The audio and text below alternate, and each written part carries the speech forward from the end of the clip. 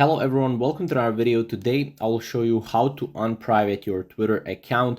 This is going to be a really simple tutorial and updated tutorial as well. So we're going up on our profile picture and we're going to settings and privacy. And keep in mind, this is just if your account is already private and you want to unprivate it, right?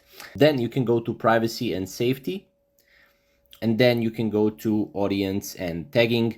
And here, as you can see, only current followers and people you approve in the future will be able to see your tweets. You need to turn that off because that is essentially privating your Twitter account or making your Twitter account private. So by doing this, you will unprivate your Twitter account. You can also go to photo tagging.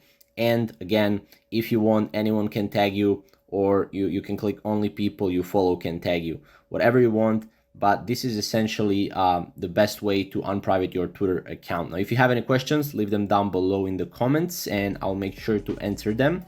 And yeah, thank you.